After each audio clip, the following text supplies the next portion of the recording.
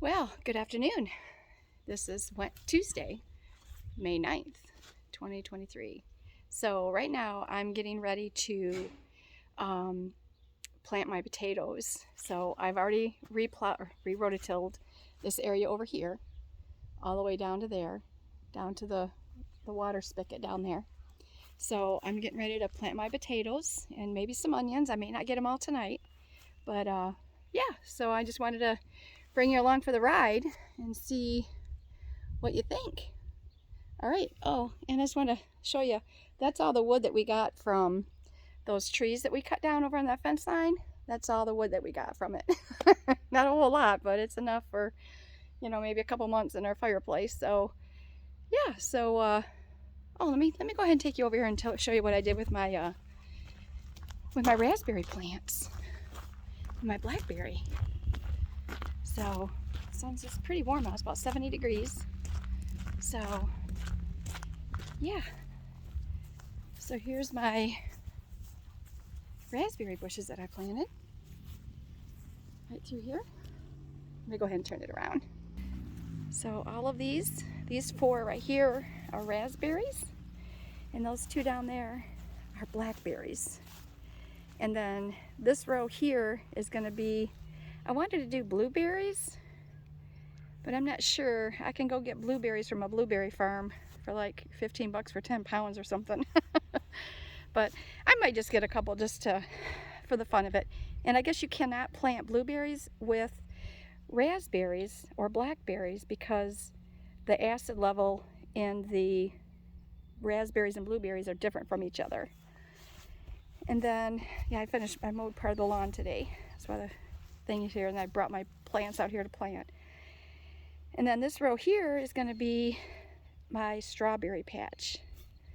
So this will be my strawberries once I get some. Tomorrow morning I'm going to a local nursery and gonna go down there and get some. So I dug up my rose bush from over by my main garden and planted my rose bush here. And then I need to get 2 more rose bushes. I thought that would be kind of cute. I like to have clean lines and straight lines for gardening and stuff. It makes it a lot better. Looks a lot better anyway. So I might have to do one more strip. I'm not sure, because I want to do asparagus too in an herb garden. So I might do up maybe do another row through here, maybe on the ends. Do maybe a couple going north and south instead of east and west. Maybe I'll do that, because I don't need them very big, and I don't want to get any closer to the drive that goes around the barn. So yeah, so I think I'm going to do that maybe next week. We're supposed to leave town this weekend, so we're going to come back, and I might just go ahead and do like 2 or 3 more rows here. I don't want to eat up too much of our yard, because we're going to have a fire pit over here, and then we're going to have horseshoes over towards that big pile of dirt over there, maybe a little bit this way, and let's see, cornhole as well. We're going to do cornhole, fire pit, horseshoes.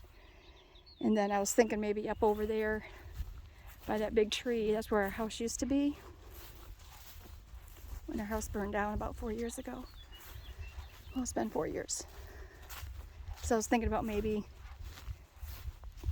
putting a volleyball net up on the hill there and doing that. So my lilac bushes I planted about 5 years ago. They're doing okay. But as soon as they're starting to bloom,